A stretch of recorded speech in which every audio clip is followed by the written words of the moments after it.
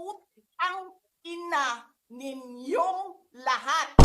Martin Romualdez, Lisa Marcos, Bongbong Marcos. Anong ginawa ko? Binigay ko sa DepEd! Putak na mukha! Wala ka ngang posisyon sa gobyerno, namimigay ka ng pera ng gobyerno eh. Utang ina ninyo. Sino ang korap?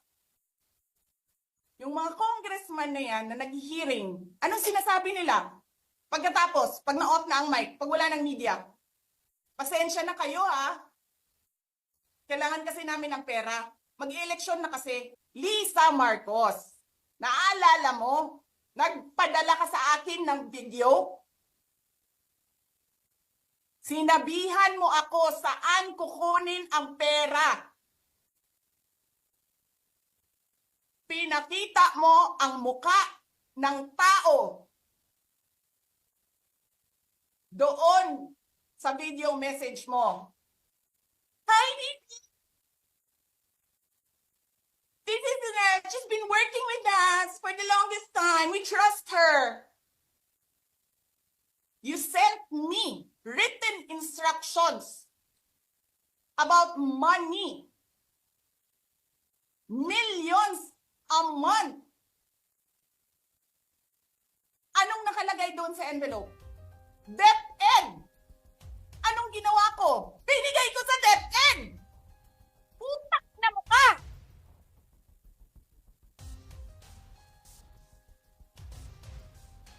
Wala ka ngang posisyon sa gobyerno, namimigay ka ng pera ng gobyerno eh.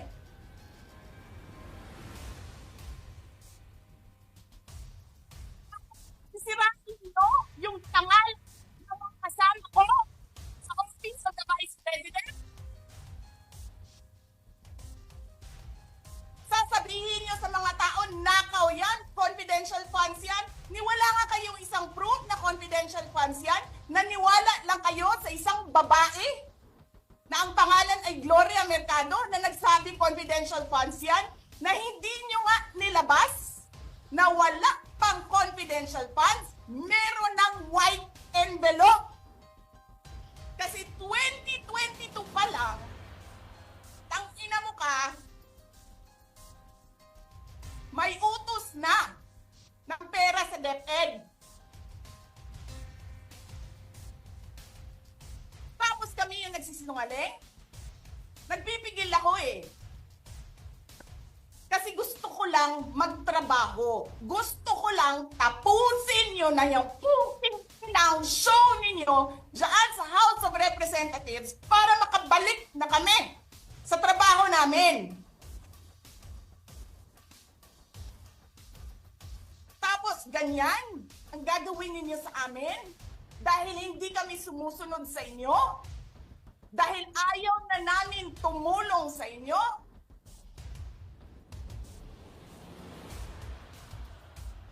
Ganito gagawin ninyo?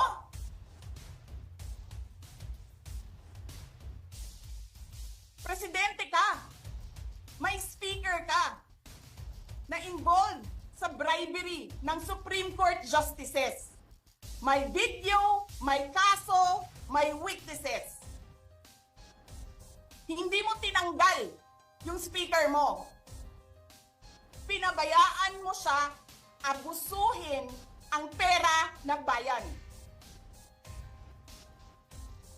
Paikot-ikot sa buong bansa, namimigay ng pera na para bang kanya yung pera.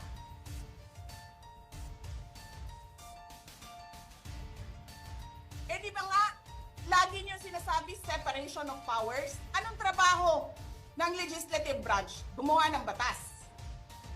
Anong ginagawa ni Martin Romualdez? Nagdidirect ng DSWD, namimigay ng ayuda,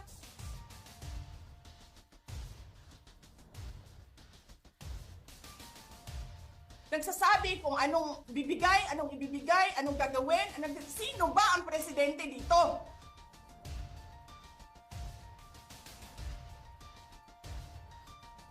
Alam nyo, alam namin, mali ang ginagawa ninyo. sinabihan ko lang mga kasama ko sa Office of the Vice President, pasensya na, sumunod na lang tayo para matapos na sila.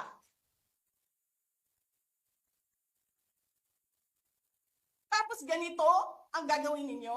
Alam namin, walang contemptuous doon sa ginawa ni Yusek Lopez. Wala. Lahat ng tanong, sinagot niya. Pumunta siya. Maayos siya kumausap. And then sasabihin ninyo sa amin, bakit kami susulat sa COA? Bakit hindi kami susulat sa COA? Hindi tapos ang appeal namin. Hindi tapos ang audit namin. Tapos, kuhag-hag na ninyo dihaktanan ang gisubmit namo sa COA? Hindi. Sobra kahayahay ninyo ng mga tao. Kaming lahat, sa Office of the Vice President, Monday to Friday ang mga trabaho namin. Sa ibang opisina, Monday to Friday. I'm not saying na bawal yan. But, alam mo yon, that is something that civil service should think about. May mga opisina ng gobyerno, 4 na araw lang pumapasok. Yung iba, 5 araw pumapasok. Nandyan sa daan, sa init, sa ulan, nandun sa bundok, naglalakad, tumatawid ng mga sapa. Monday to Friday, mga government employees. And then we have a House of Representatives. Monday to Thursday lang ang trabaho.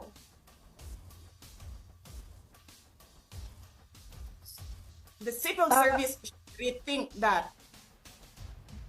Ganyan. So anyway, wala sila. Wala silang trabaho. So hinahanap ko, where is this special doon sa order? Where is this special committee meeting that happened? Because they need the permission of the majority leader and the speaker. Kasi nga, walang trabaho eh. So kailangan nila ng permission. Walang nakalagay doon. So how is that a legal order? Tapos nakalagay pa sa second order nila, I violated security regulations when I visited. Before ako pumupunta dito, pinapaklear ko yung oras ko. 11 to 1, 4 to 5. Anong security violations ang binayolate ko dito sa loob? They allow other visitors to come in here. Pero ako, sinabihan ako kanina, hindi ka pwede bumisita dyan sa loob. Doon kayo sa visitor center. Ililipat namin. And then I said no. Sabi ko, sinabi ni Secretary Chua, through that lawyer, I think Attorney Agnes, I don't know if I remember the name correctly right now, na yes, she can visit subject to the guidelines of the detention center. And so anong ginawa ko mali? Basta na lang ba ganun? Sasabihin nyo, I violated security regulations. Ano yun? Wala naman ako 2 baril. Nung sinabi sa akin na hindi ako pwede pumasok, nag-antay ako. Alam mo, binibigyan ko pa ng pasensya yan si Taas ba yan? Kanina eh. Ngayon hindi na. Nagsinungaling pa siya. Na I refused daw to leave last night when I did not even know na pinapaalis ako. Ang sinabi lang sa akin, papatayin ang kuryente. Which I said, okay lang. Kasi may flashlight naman ako. Hindi ko naman kailangan ng kuryente. Tapos kanina, sa media, pinapalabas nila na I locked myself doon sa kwarto. Of course, nag-lock ako kasi natutulog na ako.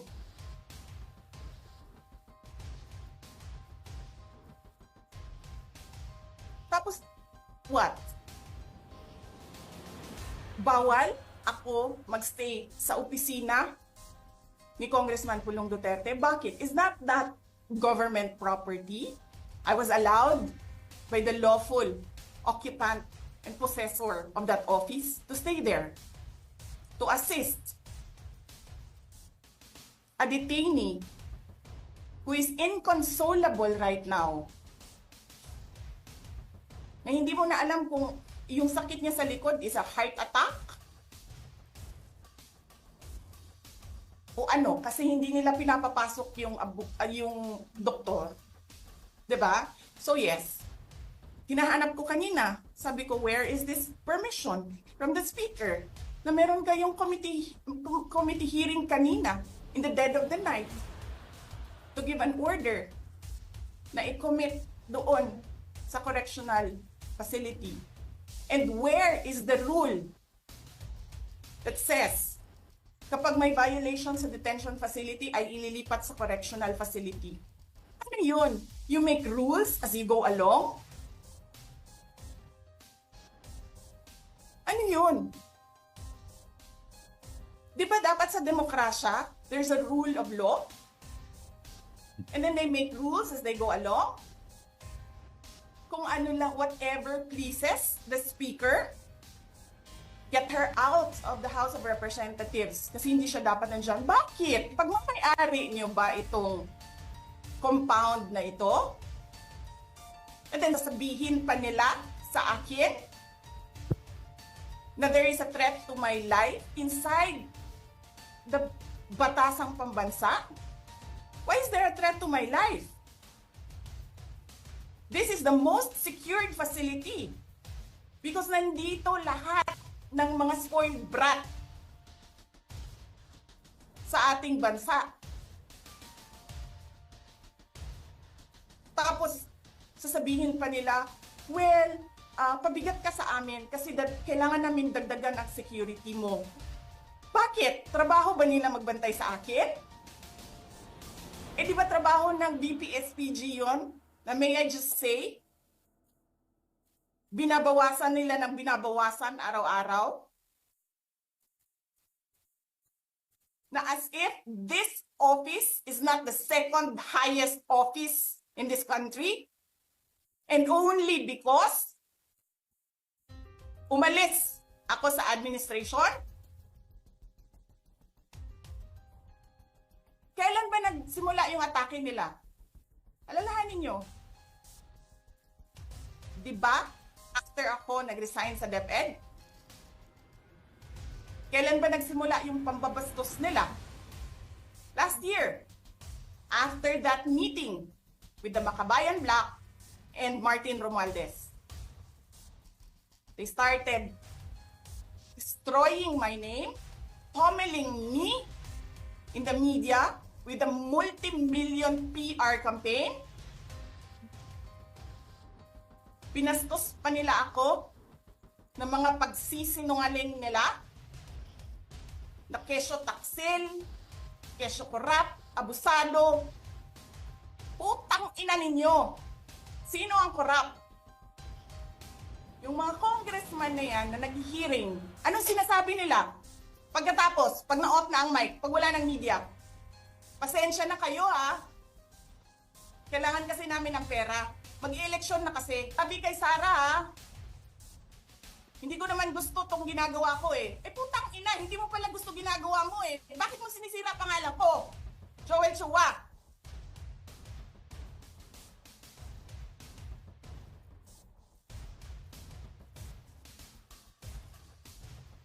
Ganyan. Ganyan ang bansa. This country is going to hell because we are led by a person who doesn't know how to be a president and who is a liar. Alam nyo anong pruweba ko na sinungaling siya? Tinanong ko, dalawang businessman. Matagal na sa negosyo ng bigas. Because I was concerned. This is a campaign promise. 20 pesos na kilo ng bigas. And so, I really sat down and talked to a businessman. Sabi ko, sabihin mo sa akin, kung magagawa ba yung 20 pesos. Sabi niya, hindi. Napaka-imposibleng gawin yan. Because more than 20 pesos ang cost. Paano ka magbenta ng palugi? So tinanong ko, nagsinungaling ba siya nung sinabi niya? And then he said outright, yes. It's either he did not know what he was talking about, that's so incompetent, or he was lying through his teeth to get the votes of people. Putang ina ninyong lahat. Martin Romualdez, Lisa Marcos, Bongbong Marcos.